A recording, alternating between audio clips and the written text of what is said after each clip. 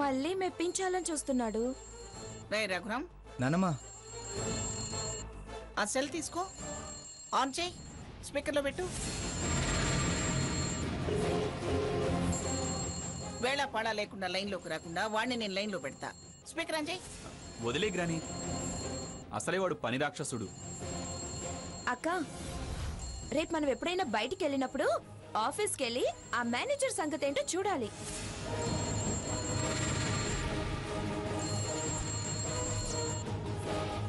బావా, ఇంత happy mood లో ఉంటే ఎలా డిస్టర్బ్ చేస్తున్నాడో చూడు.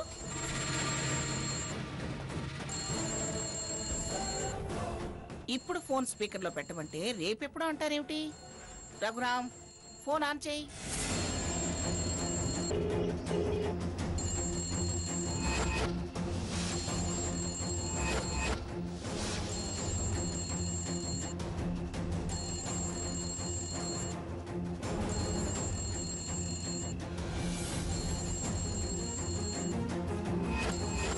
హలో, కట్ అయింది నానమ్మా. ఏమైంది సాకేత్కి? ఎన్నిసార్లు ఫోన్ చేసినా లిఫ్ట్ చేయడం లేదు.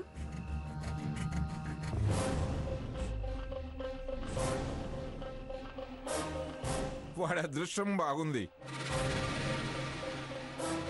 రఘు, మేనేజరు కాదు చూడు. అక్క, నో డౌట్ మేనేజరే. అంత ఖచ్చితంగా ఎలా చెప్తున్నావే? మన హ్యాపీ మూడ్ ఎప్పుడు డిస్టర్బ్ చేసేది అతనే కాబట్టి. దాని మాట నిజమో అబద్ధమో చూడరా.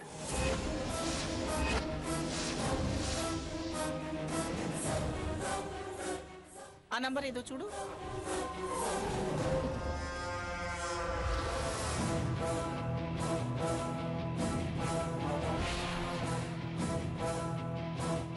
స్వర్ణ, తిను.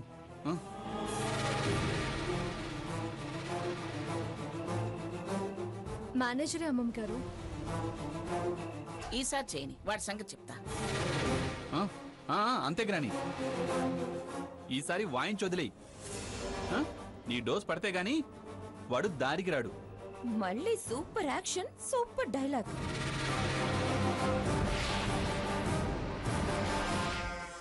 మిస్అండర్స్టాండ్ చేసుకున్నాడా? కోపం వచ్చిందా? లేకపోతే మనసులో మరేదన్నా కన్ఫర్మ్ చేసుకున్నాడా?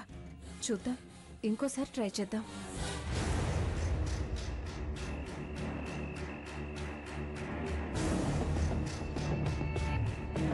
సూపర్ టేస్ట్ ఉంది కదూ? అవును బావా, చాలా బాగుంది.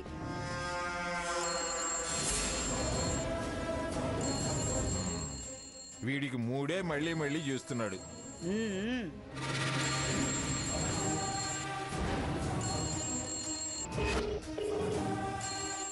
ఒసే హారతి, నీ పని క్లోజే.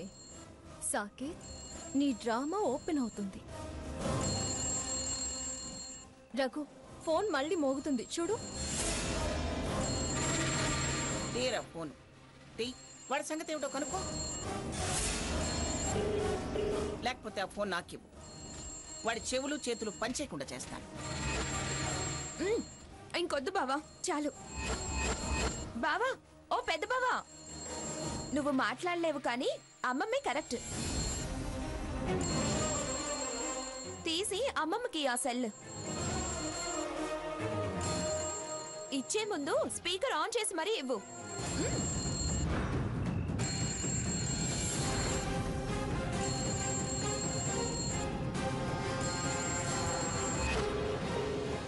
స్వర్ణ, ఈ చికెన్ తిను.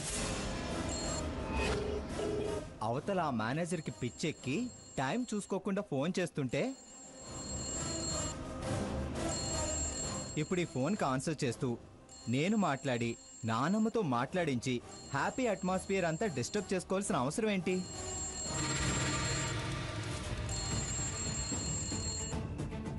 రే సాకేత్, ఏదైనా ఉంటే రేపు ఆఫీస్లో చూసుకో. ఇప్పుడు స్విచ్ ఆఫ్ చేస్తున్నాను. ఓకే.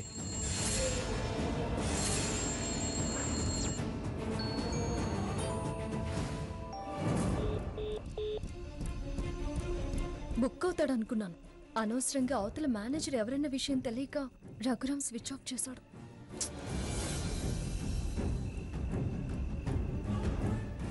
ఎంతైనా ఎంత పిచ్చున్నా మీ మేనేజర్ అదృష్టవంతుడు కదా బావా. ఇది ఆ మేనేజర్ జపం మానేటట్లేదు.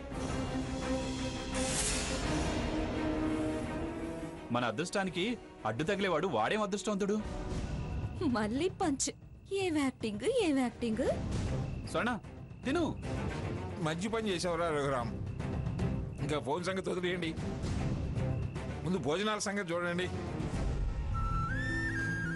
అమ్మా సీత, విందు ఓకే, విందు తర్వాత వినోద కార్యక్రమం ఏమైనా ఉందా?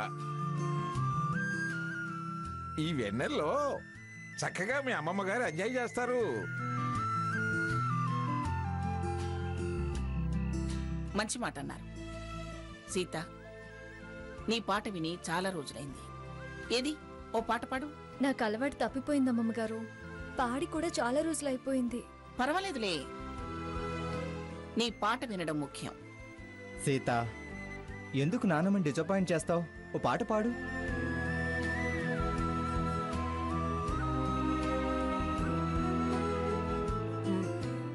సరే సరే, ముందు భోజనాలు కానివ్వండి, భోజనాలు అయిన తర్వాత చూద్దాం.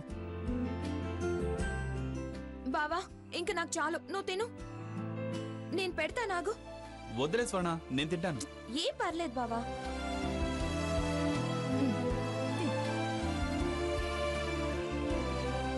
తిను. వద్దు బావా, నాకు చాలు, నువ్వు తిను. తిను.